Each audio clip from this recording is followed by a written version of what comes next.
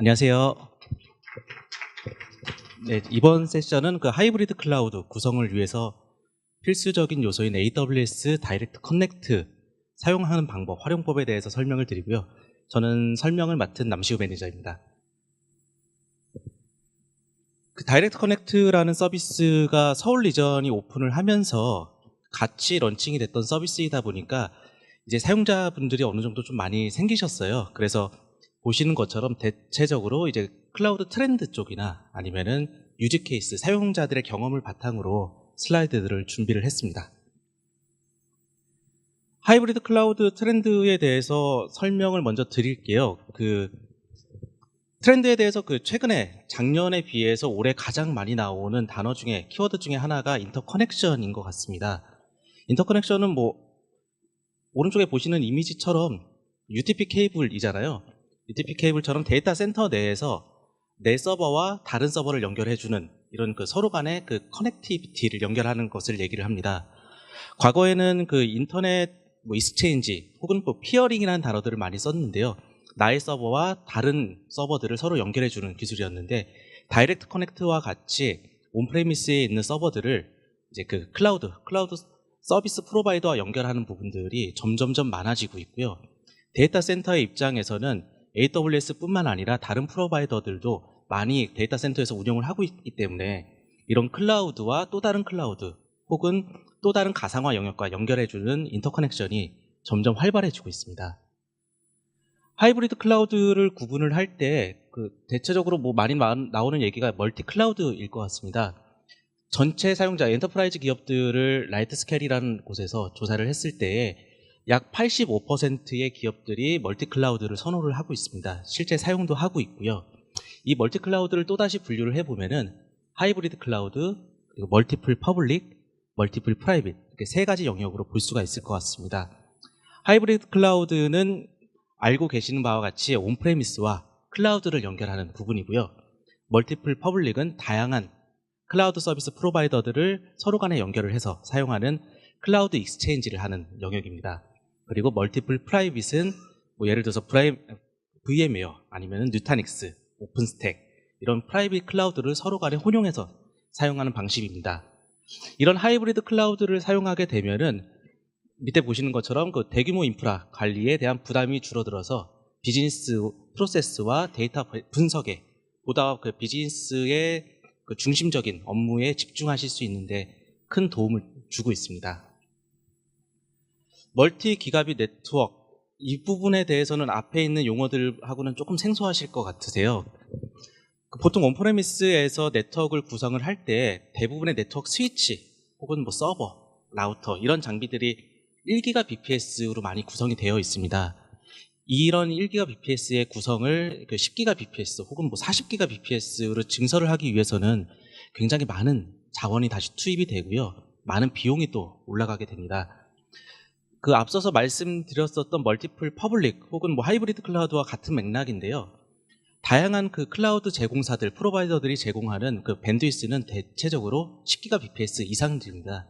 그래서 사용자들이 많이 동시 접속적으로 몰려드는 서비스를 운영하는 데 있어서 프론트엔드를 다양한 클라우드 프로바이더들의 위치를 함으로써 클라우드 프로바이더들이 제공하는 밴드위스를 전체를 다 사용할 수 있기 때문에 기존에 누리셨었던 온프레미스에서 영역을 가졌던 1GBps가 아니라 10GBps 이상의 40GBps, 100GBps 이상도 동시에 활용할 수 있는 부분들이 현재 하이브리드 혹은 멀티플 퍼블릭 서비스라고 보실 수가 있습니다.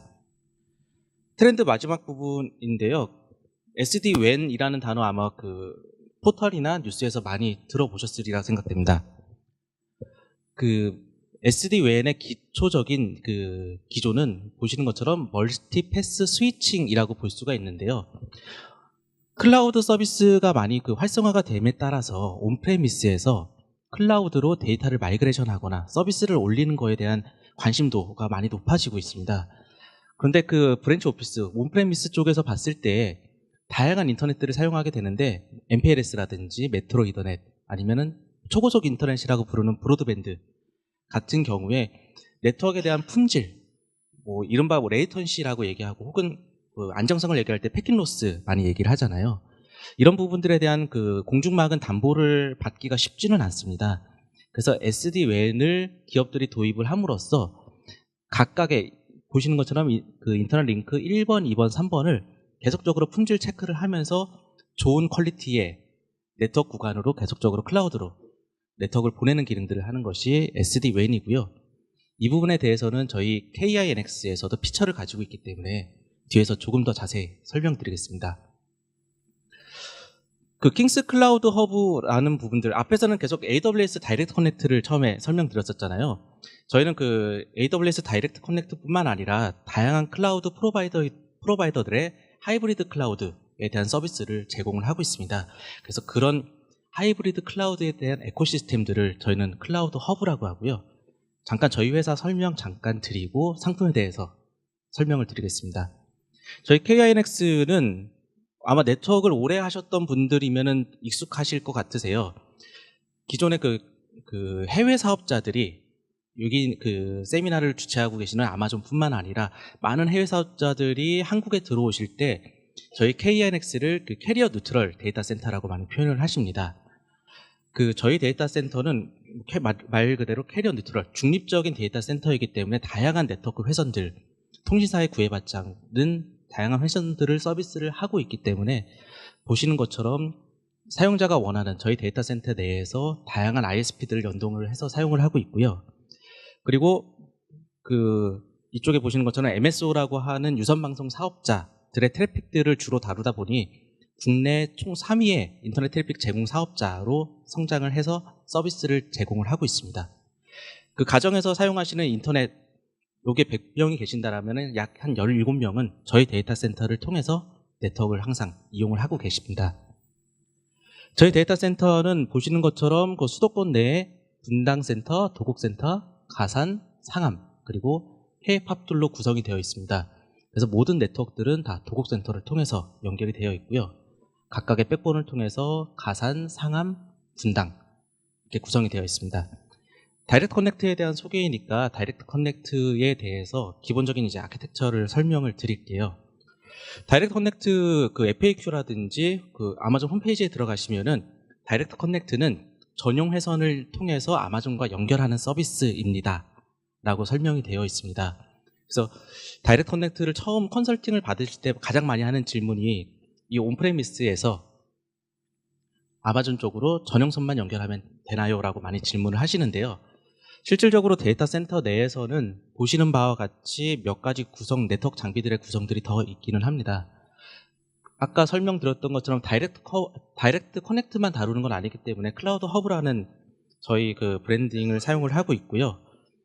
뭐 간단하게 보여드리면은 이렇게 그 온프레미스 쪽에서 그 광통신 장비들, BGP 맺는 장비 통해서 패치를 통해서 다이렉트 커넥트로 연결되는 구성입니다. 이 기본적인 뭐 네트워크 구성은 뒤쪽에서 유즈 케이스 때 계속적으로 반복돼서 나올 거기 때문에 뒤에서 좀 더 자세히 설명을 드리도록 할게요.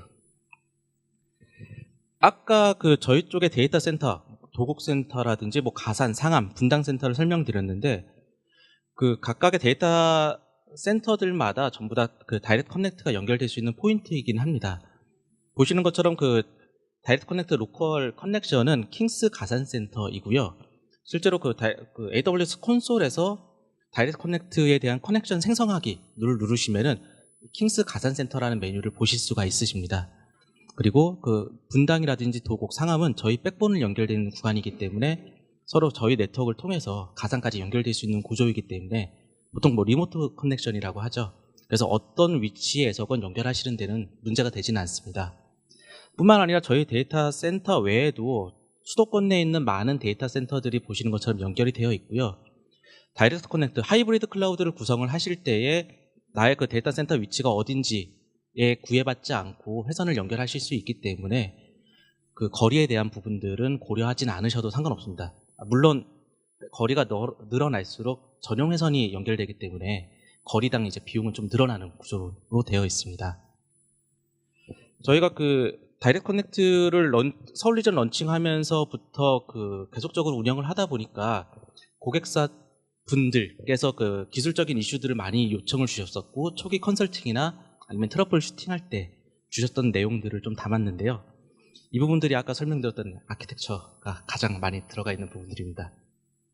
일단 커넥션 맺는 부분에서 많이 그 질문을 주시는 부분들, 다이렉트 커넥트와 VPN에 어떤 차이가 있는지, 그리고 온프레미스의 레이턴시는 어느 정도인지, 그리고 아까 설명드렸던 멀티패스 스위칭이라고 하는 SD-WAN에 대한 기술 구분, 그리고 사용자들이 VLAN 추가를 할 수 있는 유저 포탈, 이 네 가지를 설명을 드릴게요.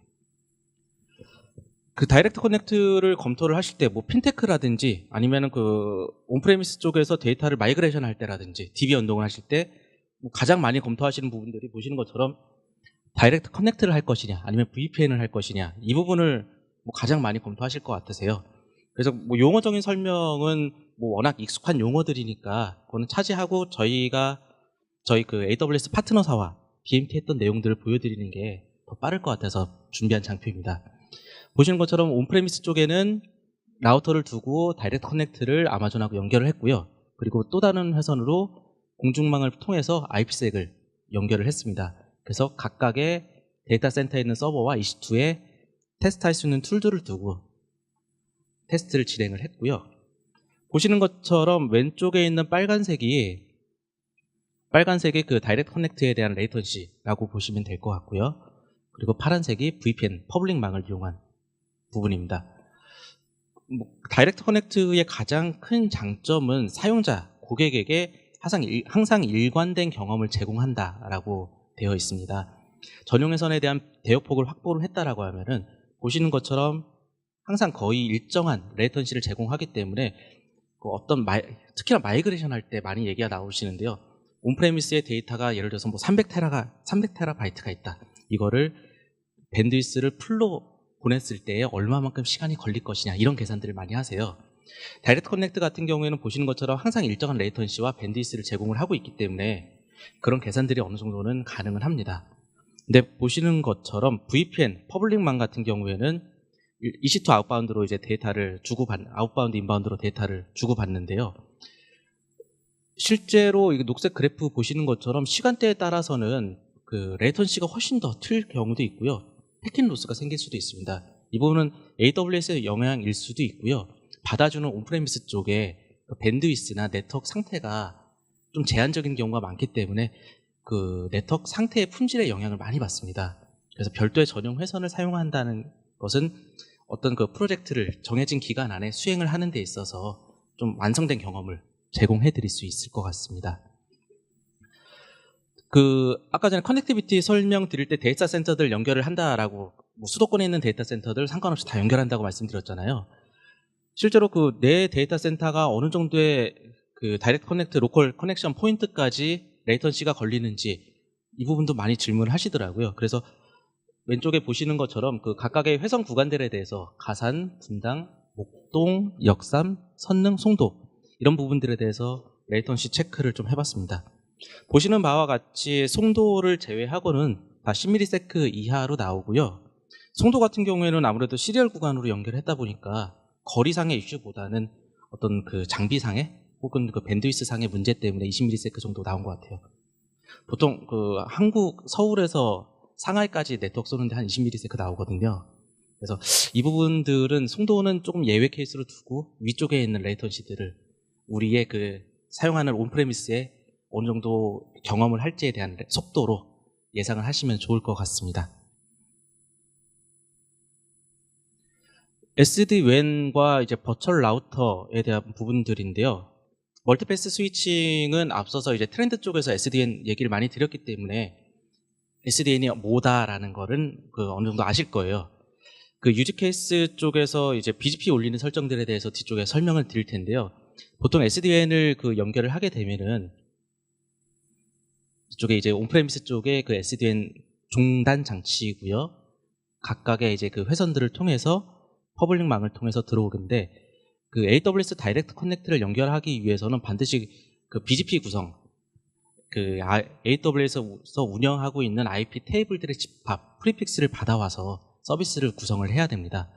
SD-WAN의 경우에는 보시는 것처럼 버추얼 라우터도 제공을 하고 있기 때문에 BGP 연동을 하는 데 따른 별도의 라우터나 스위치가 필요하지는 않습니다. 이 부분들은 저희가 그 상품화를 하려고 준비를 하고 있고요. 현재 POC와 BMT를 겸해서 지금 그 필드 테스트를 진행을 하고 있습니다. 조금 더 완성이 되는 대로 AWS 세미나 때 추가로 공유를 드릴 수 있도록 하겠습니다. 유저 포탈에 대한 부분들인데요. 그 AWS 혹시 다이렉트 커넥트 상품 페이지를 보신 적이 있으신지 모르겠어요. 상품에서 보시게 되면은 그 선택을 하실 때 1GBps, 10GBps 이렇게 두 가지를 대역폭을 선택을 할 수 있도록 되어 있거든요. 근데 그거보다 낮은 속도들 500Mbps라든지 최저 50Mbps까지도 이용을 하실 수가 있습니다. 그래서 그 위쪽에 있는 1GBps 이상일 때는 보통 데디케이트 모드라고 하고요. 500Mbps 이하일 때는 호스티드 모드라고 표현을 합니다. 호스티드 모드 같은 경우에는 중간에 저희 L2 스위치를 하나를 걸치기 때문에 거기서 데이터를 저희가 추출할 영역들이 좀 많이 있어요. 그 데디케이트 모드 같은 경우에는 저희 네트워크 장비를 거치지 않고 전용 회선이 바로 다이렉트 커넥트 포트까지 연결이 되기 때문에 현재 그 보시는 유저 포탈은 주로 이제 500Mbps 이하를 사용하시는 호스티드 모드를 사용하시는 유저분들께 유용하리라고 생각이 됩니다.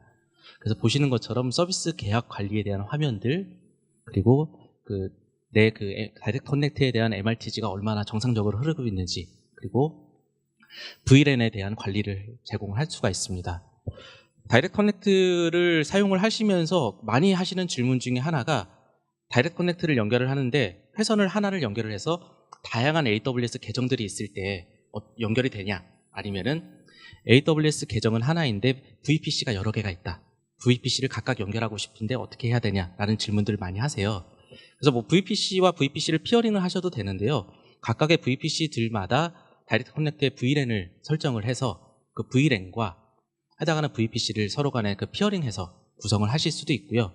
어카운트 아이디가 다수가 있다라고 하시면은 그 어카운트 아이디별로 하위에 있는 VPC와 VLAN을 서로 피어링을 맺어서 서비스를 이용하실 수도 있습니다. 그래서 이런 부분들은 저희 그 파트너에게 요청을 하셔서 설정하실 수도 있고요. 포털에서 보시는 것처럼 바로바로 VLAN을 추가를 해서 VPC와 세팅을 하실 수 있도록 인터페이스가 구성이 되어 있습니다. 운영적인 부분에 대해서는 뭐 많이 다이렉트 커넥트를 많이 왜 쓰는지에 대한 부분들이 크게 최근에 1년 정도를 봤을 때에는 3가지 정도 되더라고요. 그래서 그 첫 번째로 마이그레이션, 그리고 네트워크에 대한 이제 확장, 그리고 개인정보 연동, 이 3가지를 케이스를 보여드리겠습니다. 데이터가 마이그레이션에 대해서는 뭐 기존의 온프레미스에 있는 그 자원들이 많으면 많을수록 많이 고민을 하는 부분이실 것 같아요. 지금 보시는 이 샘플 구성도는 국내 뭐 그 쇼핑몰 C사가 케이스인데요. 다이렉트 커넥트가 서울 이전에 런칭했을 때에 굉장히 빠르게 서비스 도입을 했던 고객입니다. 그 AWS 다이렉트 커넥트의 특징 중에 하나인데요. 이 파란색 선 한 선 한 선이 전부 다 10GBps 회선들입니다. 그래서 온프레미스로 처음에 제일 위에 있는 한 가닥 회선으로 연결을 해서 사용을 하다가 밴드위스에 대한 제한적인 부분 때문에 그 링크 어그리게이션, LAG에 대한 고민들을 하게 됐습니다. 그래서 그 각각의 총 4회선을 구성을 해서 2회선씩 회선을 묶게 되면 20G, 20G. 그래서 총 받을 수 있는 VPC는 40GBps까지 최대 받을 수 있으세요. 그래서 그 쇼핑몰 같은 경우에는 40GBps로 원하는 시간 안에 대용량 마이그레이션을 했던 사례가 있습니다. 그래서 그 데이터에 대한 양이 많고 굉장히 단시간 내에 마이그레이션을 해야 될 이슈가 있으시다라면은 그 다이렉트 커넥트의 LAG 옵션을 반드시 염두에 두시면 좋을 것 같습니다. 네트워크에 대한 그 변경 및 확장에 대한 부분인데요. 아무리 설계를 잘한다 하더라도 초기 설계가 특히나 밴드위스 전용선이 달려있기 때문에 초기 설계를 과감하게 하시기는 많이 어려우세요. EC2나 뭐 S3 다른 서비스들 같은 경우에는 오토스킬링이라고 하는 좋은 툴이 있기 때문에 작은 양을 설정을 하더라도 모니터링을 잘하게 되면은 서비스를 늘리는데 프로비저닝하고 디플로이하는데 큰 어려움이 없습니다. 근데 다이렉트 커넥트라는 서비스는 통신사의 전용 회선이 들어가기 때문에 초기에 밴드위스를 어떻게 설정하느냐에 따라서 서비스 약정이 들어갑니다. 그렇기 때문에 그 회선을 줄이거나 늘리는데 굉장히 어려움을 많이 겪으세요. 그래서 지금 보시는 고객 같은 경우에는 S금융사의 사례인데요. 초반에 들어갔던 회선들 굉장히 작은 회선으로 구성을 하셨다가 서비스 폭주가 됨에 따라서 또 다른 회선들을 새로 구성을 하셨습니다. 서비스를 그 회선을 새로 구성할 때 그 네트워크가 끊기지 않냐라는 질문도 많이 하시는데요. 뭐 간단하게 생각하시면 될 것 같아요. 기존에 있는 파란색 회선에 대한 그 서비스가 액티브 상태이고요. 나중에 들어온 빨간색 회선을 그 대기 상태로 놓습니다. 그리고 다시 서비스를 전환을 하고 기존 회선을 연결을 끊게 되는 작업을 하게 되고요. 이런 반복적인 작업을 통해서 서비스를 계속 연속성상에서 서비스를 하기 때문에 실제로 데이터의 어떤 끊김이라든지 아니면 서비스 중단은 크지는 않았습니다. 개인정보 연동 이 부분은 최근에 저희 쪽 레퍼런스 혹은 경험으로 가장 많이 겪고 있는 사례이고요. 그 많이 업체들 이름 들어보셨을 거예요. KCB, 뭐 코스콤, KS넷, 나이스 같은 크레딧이나 PG, 벤사들과의 연동을 하시는 케이스들이 많아지셨어요. 뭐 게임 같은 경우는 그렇게 많지는 않은데요. 뭐 어떤 핀테크 쪽이라든지 아니면은 그 앱 서비스를 하는 데 있어서 결제가 들어간다라든지 아니면 포스를 많이 다루는 기업이라든지 이런 데들은 개인정보 연동을 하시는 케이스가 굉장히 많더라고요. 그래서 아까 설명드렸던 것처럼 이제 호스티드 모드일 때 다이렉트 커넥트의 최저 대역폭은 50Mbps입니다. 그래서 프로비저닝은 50Mbps로 하시면 되고요. 거기에 연결되는 회선은 그 대역폭이 낮더라도 상관은 없습니다. 그래서 보시는 것처럼 가장 많이 연결되는 뭐 64K bps부터 512K bps까지 연결을 하시면 되고요. 예전에 전용선 구성하실 때 시리얼을 이제 그 뭐 UTP로 바꿔준다 아니면은 그 아날로그 신호를 디지털로 바꿔준다 해서 이런 장비 CSU나 DSU 장비들 많이 네트워크를 다뤄보셨던 분들이라면 경험이 있으실 겁니다. 이런 장비들이 데이터 센터로 들어와서 다이렉트 커넥트에 연결이 되고요. 참고로 다이렉트 커넥트 저희 데이터 센터에 AWS 다이렉트 커넥트 패치라는 게 큰 게 두 개가 있거든요. 거기에 연결되는 이제 커넥트 타입은 UTP하고 파이버만 됩니다. 그래서 시리얼로 들어오게 되면 반드시 UTP나 파이버로 변환할 수 있는 장비도 같이 서비스 구성이 되어야 합니다.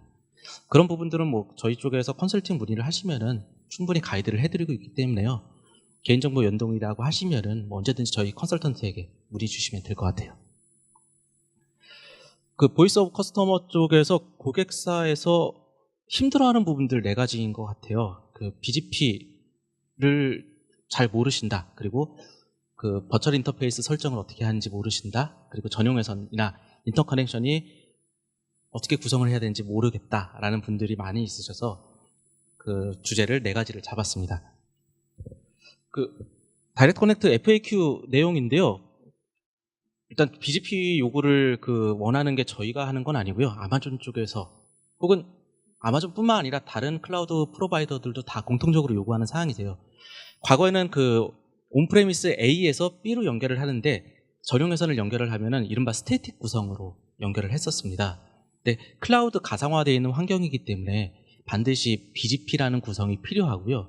그리고 연결을 할 때에 보시는 것처럼 AS 넘버라는 게 들어갑니다. 일단 그 BGP 구성에 대해서 앞서 말씀드린 바와 같이 스태틱이라는 구성을 전용에서는 구성을 하실 때 많이 하시다 보니까 BGP 설정을 어떻게 하는지 모르시겠다는 분들도 많이 있으시고요. 그리고 BGP 구성을 하기 위해서는 라우터나 스위치들이 필요하거든요. 어떤 걸 써야 되는지도 모르겠다라는 분들이 굉장히 많으셨어요. 그래서 뭐 이른바 엔터프라이즈 기업의 네트워크 담당하시는 분들도 BGP를 설정하실 이유가 별로 없으셨기 때문에 많이들 모르시는 경우가 많습니다. 보시는 것처럼 온프레미스 쪽에 있는 이게 라우터 그림이잖아요. 라우터 그림에서 다이렉트 커넥트까지 연결되는 전용 회선 연결 시 이제 그 AWS 리전에서 보시는 것처럼 프리픽스 인터넷 이제 뭐 테이블 세트라고 보시면 될 것 같은데요. 약 한 2,000개 정도를 수신하게 됩니다. 그 AWS가 전 세계에 리전이 많잖아요. 그 AWS 다이렉트 커넥트는 기본적인 구성은 해당하는 리전 내에서의 통신이기 때문에 무슨 말씀이냐면은 서울 리전은 서울 리전 내에 연결되는 서비스와만 연결되고 아니면은 뭐 도쿄, 오사카라면은 해당하는 리전들과만 통신이 됩니다. 그래서 그 보시는 것처럼 프리픽스가 한 2,000개 정도밖에는 되지 않기 때문에 그 프리픽스에 대한 영향도 때문에 BGP 연결용 장비에 대한 스펙을 크게 고려는 하시지는 않으셔도 될 것 같습니다. 그 BDP 설정을 하시게 되면은 그 커넥션을 맺게 되면은 내가 선택할 BGP에 대해서 보시는 것처럼 뭐 시스코라든지 아니면 주니퍼라든지 뭐 샘플 콤피그 샘플이라고 나와 있는데요. 좀 더 많은 이제 벤더들에 대한 그 콤피그 샘플들을 다운로드 받을 수 있게 되어 있고요. BGP 커넥션을 전용 회선을 통해서 저희가 연결을 해드리고 나면은 이 콤피그를 콘솔에서 다운받으셔서 라우터에 설정만 하시면 됩니다. 그 다음에 이제 온프레미스에 있는 서버와 나의 EC2나 아니면 또 다른 자원들과 통신하시는데 어려움이 없는지 확인을 하시면서 저희들과 소통을 하시면 되도록 되어 있습니다. 장비들은 왼쪽에 있는 장비들이 저희들이 뭐 일반적으로 많이 쓰는 장비들입니다. 시스코 28 시리즈, 29 시리즈는 아마 네트워크 라우터 보셨던 분들은 굉장히 오래된 장비니까 많이 들어보셨을 거예요. 아니면은 뭐 3650 스위치나 뭐 1002X, 주니퍼 MX80 이런 장비들이 주로 프리픽스를 받아오는 이제 그 한계성에 대해서 검토하시기보다는 이쪽에 보시는 이제 밴드위스 그 실제로 그 부하가 얼마나 받을지에 대해서 고려를 하셔서 장비 선정을 하시는 경우가 많고요. 또 장비가 그 다이렉트 커넥트를 사용하시기 위해서 그 구입하시기에 비용이 높다라는 분들도 많이 계세요. 그래서 저희 회사에서는 고객사분들에게 렌탈 프로그램도 제공을 하고 있으니까요. 이런 부분들에 대해서는 저희 쪽에 컨설턴트에게 문의 주시면은 적절한 장비들에 대한 포지션을 해드릴 것입니다. 그 버추얼 인터페이스 얘기를 잠깐 드려야 될 것 같아요. 일단 EC2를 통해서 퍼블릭망으로 가는 게 아닌 이제 다이렉트 커넥트 연결 용도이기 때문에 버추얼 인터페이스라는 게 하나 만들어져야 되는데요. 작년에 보시는 것처럼 그 다이렉트 커넥트 게이트웨이라는 상품이 AWS에 새로 서비스가 시작이 됐습니다. 참고로 다이렉트 커넥트 게이트웨이는 다이렉트 커넥트는 그 해당하는 리전 내에서만 서로 소통을 한다라고 말씀드렸잖아요. 다이렉트 커넥트 게이트웨이는 각각의 리전들 간의 소통을 하려고 만들어진 서비스입니다. 서울 리전과 도쿄 리전 아니면 도쿄 리전과 뭐 버지니아 이렇게 각각의 리전별로 소통을 하기 위한 부분이기 때문에 그 만드시면서 선택을 하셔야 돼요. 프라이빗 가상 인터페이스 정의를 할 때 보시는 것처럼 연결 대상을 다이렉트 커넥트 게이트웨이로 할 것이냐 아니면은 프라이빗 게이트웨이로 만들 것이냐 이렇게 두 가지가 있는데요.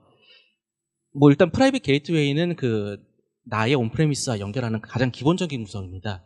다이렉트 커넥트 게이트웨이로 하게 되면은 그 제한적인 사항들이 몇 가지 있는데 이 부분이 조금 보셔야 될 부분일 것 같아요. 제가 아까 다이렉트 커넥트 연결할 때 VLAN 설정할 때 말씀드렸던 것 중에 하나가 VPC가 몇 개이든 연결하는데 문제가 되진 않습니다.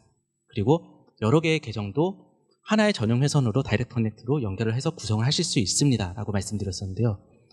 앞서서 보여드렸던 연결 대상을 다이렉트 커넥트 게이트웨이라고 하면은 일단 네트워크를 하시고 온프레미스로 다이렉트 커넥트 전용 회선으로 소통하시는 데 문제가 없으세요.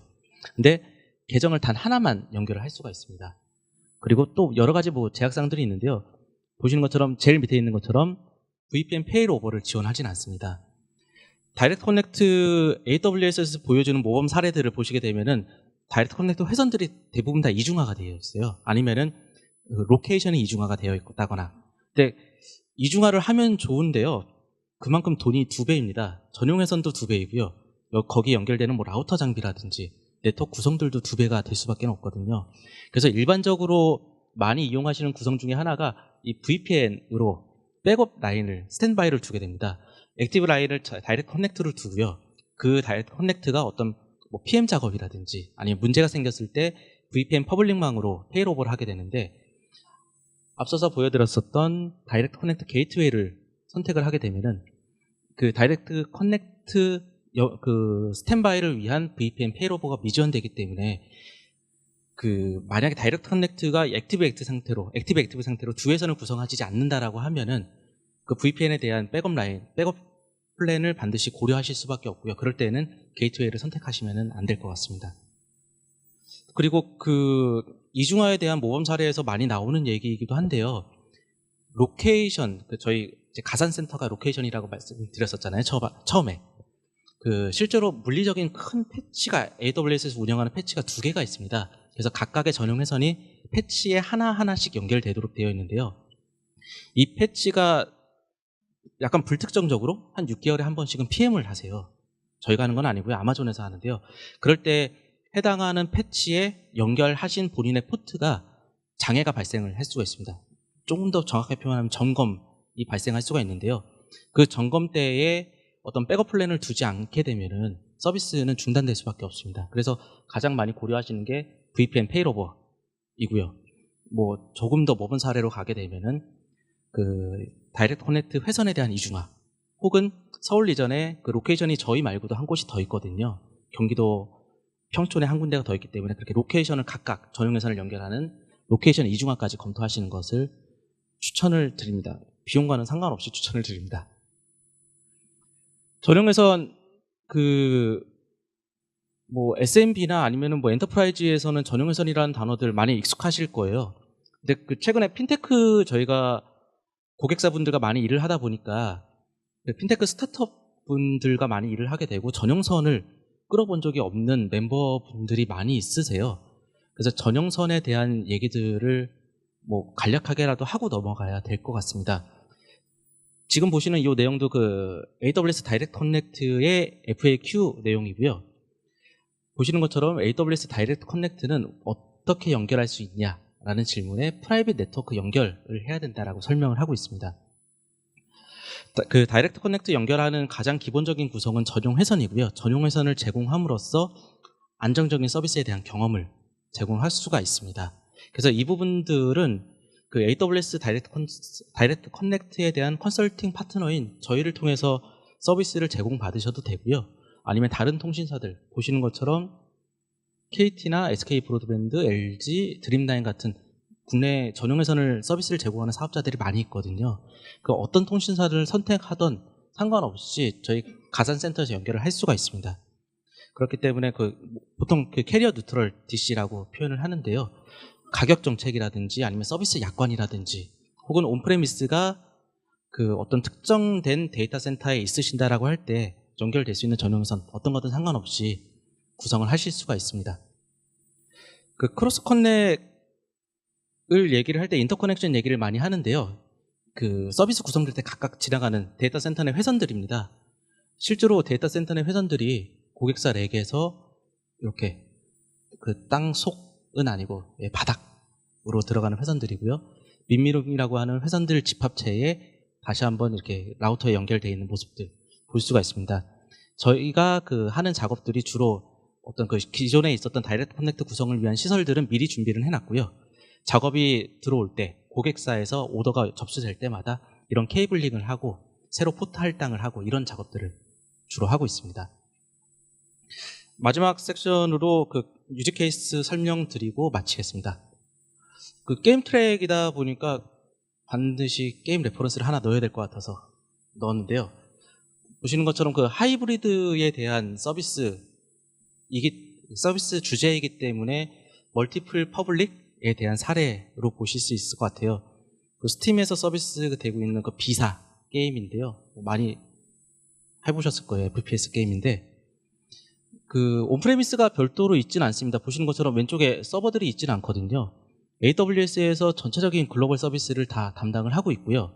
어떤 뭐 특정한 이슈들 혹은 특정한 그 뭐 리전별 영향이라든지 아니면 서비스의 전략 때문에 다른 퍼블릭 클라우드와 연동할 필요성이 생깁니다. 그래서 이런 부분들을 저희 그 킹스 가산센터 클라우드 허브라고 하는 에코시스템에서 그 BDP 연동을 통해서 바로 연결됐던 케이스이고요. 현재는 AWS뿐만 아니라 그 다양한 퍼블릭 클라우드들이 계속적으로 연결되고 있기 때문에 AWS의 이제 백업 플랜으로 어떤 뭐 DR을 구성을 하신다든지 아니면은 멀티 기가빗 네트워크를 구성을 하신다든지 이럴 때에 검토를 하실 수 있을 만한 옵션일 것 같습니다. 그리고 엔터프라이즈에서 가장 많이 보시는 그 케이스인데요. 아까 제가 로케이션이 하나가 더 있고 로케이션 이중화를 비용과 상관없을 경우에 고려를 한다라고 설명을 드렸습니다. 이 전전 강의 때인가요? 그때 그 DR에 대한 얘기들도 했었잖아요. 그 다이렉트 커넥트에 대한 그 백업 플랜도 같이 유사한 맥락일 것 같습니다. 그래서 보시는 것처럼 가사는 현재 저희가 운영을 하고 있고요. 경기도 평촌은 LG U 플러스 데이터 센터입니다. 그래서 가산 센터에 회선 인입하고 평촌 센터에 인입해서 한 VPC에서 서비스를 연결을 하는 사례가 엔터프라이즈의 유지 케이스로 보실 수 있으실 것 같습니다. 핀테크 쪽에 최근에 그 저희 회사의 암호화폐 거래소가 많이 서비스가 되고 있다 보니까 그 중에 한 사례인데요. 처음에 저희가 커넥티비티 설명을 드릴 때 다양한 데이터 센터가 있고 서로 간에 저희 백본을 통해서 서비스 받을 수 있다라고 설명드렸었는데요. 보시는 것처럼 도곡센터와 가산센터 간에 그 DCI라고 하는 데이터 센터 인터커넥션인데요. 저희 백본을 통해서 그 아마존 VPC와 다이렉트 커넥트를 연결한 구성입니다. 이렇게 구성을 하시게 되면은 외부에서 통신사를 통해서 전용 회선을 끄는 것보다 저희 백본이 기존에 그 연결이 되어 있고 거기를 소규모 임차를 하시는 거기 때문에 비용이 월등히 저렴합니다. 지금 이 레퍼런스 같은 경우에는 이 가운데 백본을 1GBps로 구성을 했었는데요. 그 초기에 컨설팅을 하면서 구성을 검토를 할 때 전용 회선 비용만 한 1,400만 원 매월 1,400만 원 정도 나왔습니다. 그래서 지금 이 케이스로 전환을 한 이후에 전용 회선의 비용 대비 한 7분의 1 정도로 줄었어요. 그 정도로 저희 백본을 이용을 하시면 훨씬 더 비용이 저렴하게 서비스를 구성하실 수도 있습니다. 핀테크 사례인데요. 앞서서 보여드렸던 멀티플 퍼블릭과 유사할 것 같아요. 이거는 뭐 그 S금융사의 사례인데 오른쪽에 보시는 것처럼 AWS뿐만 아니라 다양한 퍼블릭 클라우드에 멀티플 퍼블릭을 서비스를 했던 케이스이고요. 보신 것처럼 그 사용 전략에 따라서 뭐 포인트 조회 아니면 대항 관리, 블록체인 각각에 대해서 서비스를 구성을 했던 사례입니다. 그래서 아까 게임 쪽 유즈 케이스하고는 조금 다른 게 보시는 것처럼 온프레미스가 있습니다. 아무래도 그 시중은행이다 보니까 그 운영하시는 기존 정보들, 개인 정보들이 많이 연동이 되어 있고요. 거기에 전용 회선이 한 회선으로 구성이 돼서 저희 클라우드 허브의 에코 시스템을 통해서 각각의 VPC들 그리고 다른 퍼블릭 클라우드의 게이트웨이와 연결했던 사례까지 보실 수가 있습니다. 네, 여기까지 제 설명을 마치겠습니다. 시간이 다 됐다고 하네요. 네, 그 아마 나눠드린 설문조사지가 있을 거예요. 거기에 그 저희 부스 위치까지 나와 있으니까요. 혹시 다이렉트 커넥트에 대해서 궁금하신 거는 언제든지 저희 부스에 방문하셔서 말씀을 주시면 되겠습니다. 감사합니다.